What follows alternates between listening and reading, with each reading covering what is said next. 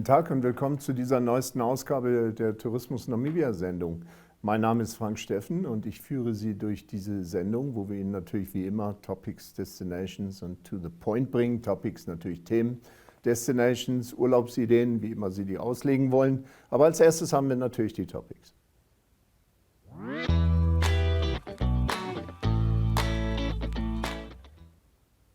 Ja, und die Topics sind diesmal sehr interessant, Themen also, und Wlotzkasbaken wird erweitert. Das ist natürlich ein interessantes Thema, ist auch ein umstrittenes Thema bisher. Es geht ganz einfach darum, dass diese kleine Feriensiedlung nördlich von Swakopmund eben vergrößert werden soll. Und da sollen jetzt große Geschäfte hin, moderne Wohngebiete und eine Lokalverwaltung. Das gibt ja schon seit einigen Jahren immer wieder dies Hin und Her. Der Erongo-Regionalrat hat bereits eine Umweltverträglichkeitsstudie in Auftrag gegeben. Und ja, Wlotzkasbaken wurde halt 1993 zum Siedlungsgebiet erklärt und die Verwaltung liegt in den Händen des Regionalrats eben. Und obwohl es innerhalb des Dorob-Nationalparks liegt, ist die Siedlung vom Park eben ausgeschlossen. Und ein erheblicher Teil dieses Stadtgebiets ist aufgrund der biophysikalischen Empfindlichkeiten, also ich würde mal beinahe sagen eher die Biodiversität, unbebaut. Und die geplante und angestrebte Entwicklung wird jetzt südlich des bestehenden Wlotzkasbakens eben geplant. Und ja, da gibt es immer wieder Streitthemen, ob ja, ob nein und so weiter. Aber ich nehme an, mittlerweile ist das einfach nicht mehr abzuwenden. Trotzdem gehe ich mal davon aus, dass der eine oder andere Wlotzkasbakener nicht gerade froh ist darüber. Denn das war ja das Einzigartige, kein Stromanschluss, kein fließend Wasser. Das war so ein bisschen mehr rustikal. Das war etwas für Leute, die eben abgelegen ihren Urlaub halten wollten und doch noch irgendwo eine kleine Community sein wollten. Ja, ein Stück Geschichte wieder mal geht zu Ende. Und dann haben wir noch den NWR-Marathon. NWR, das ist natürlich Namibia Wildlife Resorts und das ist natürlich unsere halbstaatliche Organisation, die eben diese ganzen Rastlager betreibt im ganzen Lande. Und die veranstalten am 27. Mai einen Halbmarathon in Großbarm, um auf die anhaltende Nashornwilderei in Namibia aufmerksam zu machen. Die Teilnehmer haben dann eben die Möglichkeit, aus verschiedenen Laufkategorien zu wählen. Und während des gesamten Rennens wird es informative Schilder und Banner geben, die für Anti-Wilderei-Initiativen, den Schutz der Nashörner und nachhaltige Tourismuspraktiken werben. Im Rahmen der Veranstaltung findet auch ein Markt dann statt, auf dem lokales Kunsthandwerk und Produkte angeboten werden, wobei ein Teil dieses Erlöses eben zur Unterstützung von Anti-Wilderei-Initiativen und Nashornschutzprogrammen in Namibia verwendet wird. Also an für sich eine schöne Initiative, kann man nur hoffen, dass die viel Erfolg damit haben. Ich muss dazu sagen, ich reise ja nun auch einiges im Land herum und habe so in der letzten Zeit immer mehr das Gefühl, als ob NWR richtig dabei ist, sich zu verbessern. Und es steht Ihnen frei, mir immer wieder mal solche Nachrichten zukommen zu lassen, wenn das nicht so ist. Aber im Großen und Ganzen muss ich sagen, so allmählich wird es immer besser und das freut mich eigentlich, denn die haben mit die schönsten Stellen im Lande, wo sie eben ihre Rastlager unterhalten. Ja, und dann haben wir nochmal heute die Konflikte zwischen Mensch und Tier. Also von den 33 Menschen, die dann eben im Jahr 2019 durch Wildtiere getötet wurden, oder vielmehr seit 2019 durch Wildtiere getötet wurden, kamen 15 im Jahr 2022 ums Leben und 4 in diesem Jahr bereits. Also hauptsächlich durch Krokodile, Flusspferde und dann eben Elefanten. Und seit 2019 hat das Umweltministerium 24,1 Millionen an Entschädigung für durch Wildtiere verursachte Schäden gezahlt und erklärt, dass sich die Konflikte zwischen Mensch und Wildtieren aufgrund der Zunahme der Wildtierpopulation sowie der wiederkehrenden Dürren eben verschärft haben. Und diese Konflikte scheinen auch die Vorteile und Chancen zu überschatten, die sich aus dem Zusammenleben mit Wildtieren eben ergeben.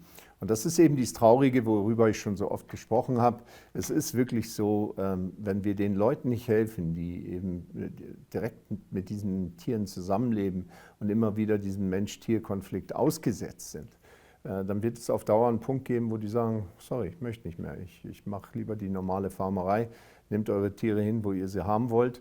Und das wäre schade, weil dadurch ein Erbe von Namibia eben vernichtet würde und im Prinzip für die Welt vernichtet würde. Also deswegen bin ich immer wieder der Meinung, wenn Leute mal sagen, ja, wir müssen die unterstützen, das ist ja noch nicht mal nur unterstützen, es ist ja tatsächlich irgendwie ein Beitrag, damit die uns helfen, damit wir diese Tiere unseren Kindern und Kindeskindern nochmal eben zeigen dürfen. Und so bin ich immer sehr dafür, dass man diese Art Initiativen, die das Umweltministerium von Zeit zu Zeit eben auf die Beine stellt, dass die wirklich auch unterstützt werden. Ja, und als nächstes haben wir die Destinations.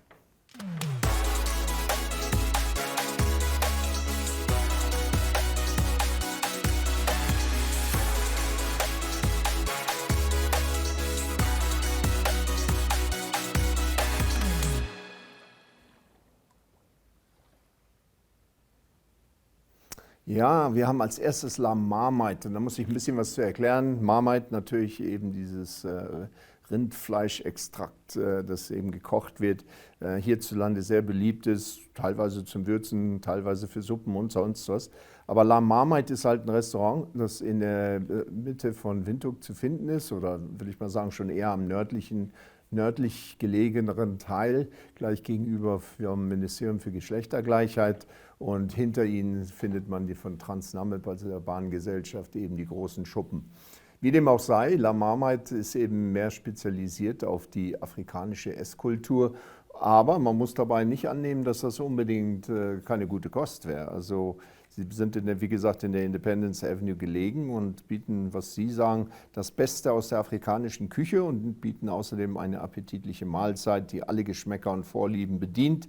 Also hier sehen Sie ja, es braucht nicht unbedingt eine weniger gute Mahlzeit zu sein. Das sind wirklich teilweise richtig schmackhafte Gerichte. Und wenn Sie wieder in Windhoek sind, dann versuchen Sie es doch mal. Einfach mal was anderes machen. Gucken Sie sich das Video dazu an. Restaurants. Welcome to this segment of Tourismus. We are at La Marmite restaurant, situated alongside Independence Avenue, opposite Poepkowitz Haval. Welcome, sir. Thank you for availing the opportunity. Thank you very much. And just a brief introduction for the viewers. What is La Marmite and when were you established? And obviously, a brief introduction of yourself. Okay, I can first correct to pronounce La Marmite. La Marmite. La Marmite is in French, that means pot. Okay. Yeah, so I came to Namibia way long ago with my parents were diplomat, long time, just after independence. Yes, and I moved back to Namibia after my parents left, and I decided to open a restaurant called La Marmite, which was dealing more in traditional food. And because in that time there were no really traditional restaurant, and the demand was quite high for the tourists were coming, they were always looking for where to eat something local, and that's where I started at that moment. Where you see I am now still in the business for almost 20 years. Yes, that I started. And then in terms of the cuisine, have you stuck to the traditional cuisine or has your menu now become more broader? My menu become more broader now because not doing only traditional cuisine, I'm trying to accommodate for everyone. We have Western cuisine, African cuisine, and we get, I can say, all what someone would love to eat, you can find it here. If you talk from seafood, from vegetarian, we have a very wide menu. Yes. And in terms of the dining experience, what sets La Marmite, am I pronouncing it correctly? La Marmite. Yeah. What sets La Marmite apart from other establishments that are also in Windhoek? Yes, La Marmite, number one, we are doing, I would say, kind of gastronomy cuisine because we always cook what the customer order. We're more doing quite, I would say, complicated cuisine. It's not really easy to come out with a nice ragu, stew, and different. That's most restaurants are more divert and grilling. That is not easy. But here you will find like different type of stew, different type of, I would say, vegetable cook different way. We actually using, I would say, the term gastronomy because it's like a to Z cuisine we are doing.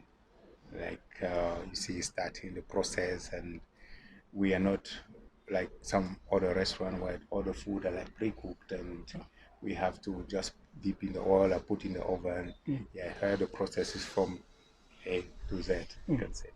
And then, in terms of your operating hours, for people that would want to come and sit down, have a meal, or grab a sundowner, or just have a quick coffee before they go into work. Yes. Oh, yeah. For this restaurant here, we actually start from 11 o'clock at the moment, but we are looking forward to open us from 8 o'clock. Yeah, because you can see we are doing the new rebranding of La Marmite on this side of Independence Avenue. But our other branch in Zoo Park start from 8 o'clock. So, and it's almost the same menu we have. Yeah. And then your patrons that usually come to La Marmite, what can they expect in terms of the exciting programs that you have lined up for them for 2023? Okay. La Marmite here, like you say, we are kind of change it to a more sitting, relaxing ambience, like lounge that you see now. We are having more lounge seat, and then because we want to cater now more for local, because after COVID, when COVID came, we had quite difficulty to receive the foreign guests that we used to, and I found out I don't want to do the same mistake again. So I would rather now focus with local, and I think the local like more comfortable and lounge and sitting and have drinks and meal after, because most of the people now come first for a drink and then later they decide to eat. So that's what for the 2023, that's what I can say. We have more the lounge ambience. Yes. And then social media and online, where can people that would be interested and that are watching this video find you? I think to La Marmite, yes, on the Hotmail, on the Facebook, and then for the lounge that hosting La Marmite is powering the lounge that is called Corazon. So if you go to Corazon 061, you will find all our descriptions and the pictures if you want to see all the I can say what's going on to La Marmite now. That's where you can find us in Corazon 061. Yes. We hope you do come to La Marmite. I myself would be making a turn here very soon to come and sample their offerings. Thank you for tuning in. Goodbye. Ja, und das war La Marmite in Windhoek, und als nächstes sind wir auf dem Weg nach Swakopmund. Swakopmund-Gästehaus. Wenn man hier auf die Karte guckt, dann wird man sehen, das ist gleich unweit vom Lions Altersheim, also gleich die Straße runter, die Swakopmund besser kennen. Die gelbe Linie bzw. Straße ist die nach Walfisch Bay führt. Naja, und das ist in derselben Straße wie das Lions Altersheim, gleich die Straße runter. Dann kommt man da hin zum Swakopmund-Gästehaus. Und die stellvertretende Managerin des Gästehauses, Jackie Kennedy, hat uns eben erzählt, wie das 14 Jahre alte Gästehaus entstanden ist und was es zu bieten hat. Es liegt halt im Stadtzentrum und dadurch nur 5 Gehminuten vom Strand sowie auch vom Haupteinkaufsviertel entfernt. Also man kann hier sehen, es ist schon eine schöne Anlage und vielleicht absolut die Mühe wert, mal hinzugehen. Ich sage ja immer, unsere Gästehäuser, das geht ja nicht um Luxus, 5 Sterne und solche, sondern ganz einfach, man hat was Ordentliches, wo man sich auch mal hinlegen kann, den Tag verbringen kann, und im Prinzip ist man ja zu Besuch, also ist man so oder so meistens außerhalb. Und deswegen, wenn man dann solche... Hi, I'm Jackie Kennedy. I'm the Assistant Manager of Swakopmund-Gästehaus. And 14 years ago, it was the residence of the grandparents of the existing owner. And so they built on and redesigned it into a beautiful guest house. How many years ago was this? 14 years ago, they started with a guest house. And we've got luxury rooms, 8 standard rooms, and 1 family suite. Our standard rooms, they've got twin or double beds in, and all the luxury have got twin beds in. And then we also got this nice 4 rooms with their own courtyard for privacy, where they have a nice outside sitting area, which is also beautiful with a beautiful garden. What makes Swakopmund-Gästehaus stand out from all the other guest houses? Swakopmund-Gästehaus is situated in town and also in the old Swakopmund, close to the beach, close to restaurants, everything in walking distance, so it's ideal for the guests coming from a long road trip. They can just park their car here and do anything on foot. Our rooms are beautifully decorated and lets you feel fresh and clean and light and bright. The whole decoration here looks like a beach house. And we just got that friendly environment, friendly staff, helpful, German, English, Afrikaans. So, and also we offer indulgent breakfast, and that's it. That makes us stand out, and that we are close to the beach. During COVID, we stayed open, but scaled down to 30%. I mean, there was nothing going on, no tourists coming in, but a few corporate workers we had. But also like working hours were different, shorter working hours, and unfortunately, as business was very little, we also had to let go a few staff. How would you say you guys have recovered since COVID-19, and how has business been, seeing that we are just coming out of the festive season? Oh, it's been going like crazy. We are very busy, like unexpected. Normally we always have just tourists in the summer months or when the European summer is, but now it's non-stop.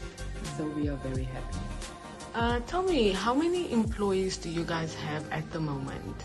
We've got 9 permanently employees, and then we also take on job attachments for students to get their practical experience. Is that a recent thing, or have you guys been doing it even before the pandemic? We've done it before the pandemic, and it helped us a lot, and it also helped them. Is it? Okay, tell me a bit about how the pandemic affected your guest house. During COVID, we stayed open, but scaled down to 30%. I mean, there was nothing going on, no tourists coming in, but a few corporate workers we had. But also like working hours were different, shorter working hours, and unfortunately, as business was very little, we also had to let go a few staff.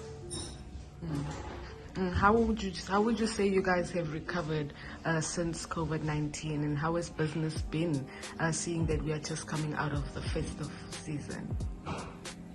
Oh, it's been going like crazy. We are very busy, like unexpected.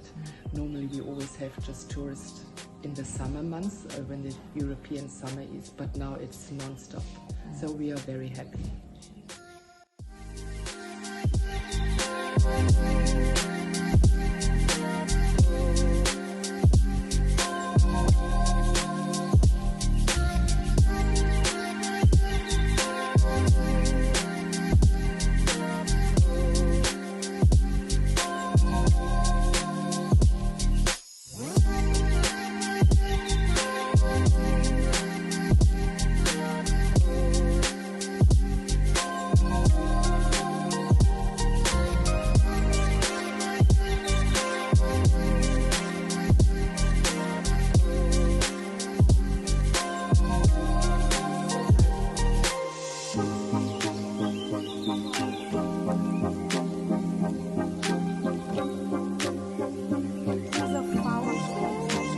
Ja, und das ist das Swakopmund-Gästehaus. Jetzt zuletzt haben wir noch To the Point.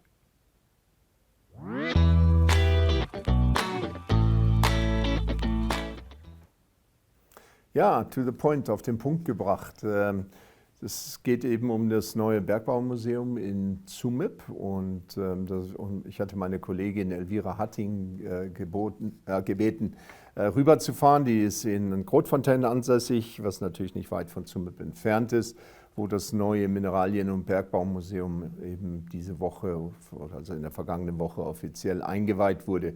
Und das Museum befindet sich in einem Gebäude auf dem alten Minengelände in der Stadt. Und diejenigen von Ihnen, die schon öfter diese Show hier mitbeobachtet haben, seit Jahren eben, die können sich vielleicht noch daran erinnern, dass wir dann mal berichteten über den Förderturm, der neu überholt wurde und all diese Sachen. Und das Ganze passt in dieses Milieu eben rein. Geplant ist eben, dass alle Arten von Mineralien und Edelsteinen, die in den Minen der Stadt gefunden werden können, der Öffentlichkeit zeigen, und auch historische Minenkarten werden hier aufbewahrt. Ich hatte das Vorrecht, die auch zu sehen schon mal.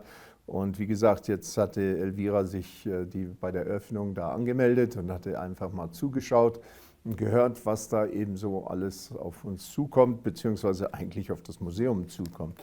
Ich finde es allerhand, dass das endlich geklappt hat, und ich finde es auch toll, dass unsere deutsche Botschaft hier in Namibia das so unterstützt. Gucken Sie sich schnell die Videoaufnahme an.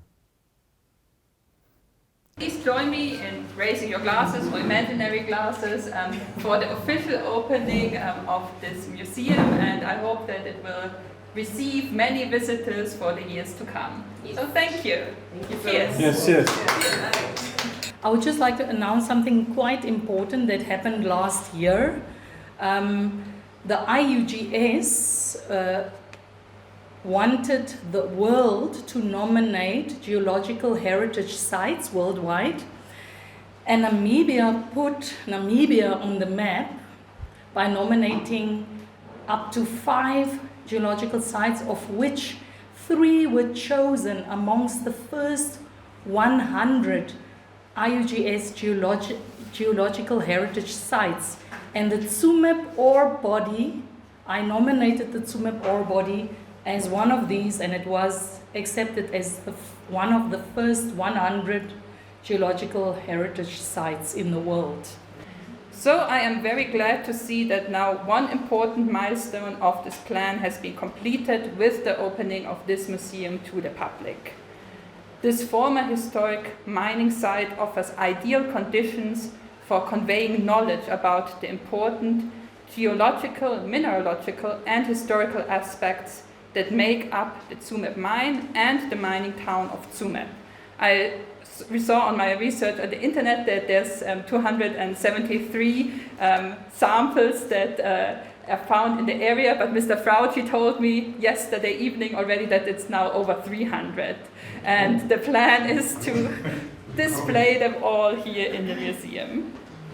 This project has a long history preceding it. It was already, as mentioned, in 2018, 2019, that the first restoration of one of the shafts took place, which was supported through the Foreign Office, through our cultural preservation program. And after or as this project was being completed, I visited here, Mr. Frauci showed me around, and he told me, we've discovered all these other buildings where also interesting projects could take place. And so an application was sent, and the Foreign Office decided to support this project here, the historical mineralogy, with 15,000 euros in order to repair the building and to get it into a shape so that it can be used as a museum. And also to preserve and safeguard the existing samples and map archives that are also, if you go through the room there. As mentioned, it was also decided in 2021 by the National Heritage Council of Namibia and the municipality to develop the historic site in Tsumeb as a national heritage site. Since then, various partners, both from Namibia and from Germany, such as the Tsumeb Museum, Dundee Precious Metal, the Berlin University of Applied Sciences, the Federal Institute for Materials Research, the BAM, which is very active, have been working on this implementation of the plan with financial support from the Federal Foreign Office. And beside this project, we actually have 2 others concurrently running here on site. the generator hall, which is being restored, and now, of course, our big project, the restoration of the Devet tower, which has also, both projects have already started and are currently in the implementation phase, and will probably run until 2025, 2026. I was reflecting on the importance of mineralogy. And as a young, there are two things that occurs to me. As a young metallurgist, I used to work at uranium mine, the coast. And I used to work in the lab. Started my career as a student, but in the lab. In that lab, there was a specific gentleman, I think his name was Itervik, was a mineralogist. And his role, why the mineralogy lab existed at the time, we used to use these mineralogy labs when we were running the process, and there's a very difficult processes and make it difficult to achieve and the extractions of the minerals. We used to take samples, and he used to take them and go through the mineralogy, the compositions and the makeup to help us, the metallurgists, to be able to understand how to extract or how to adjust our processes. So the mineralogy for me started long time ago when I started and understanding, and I was really pleased to see when we started this project that we are going to deal with that part.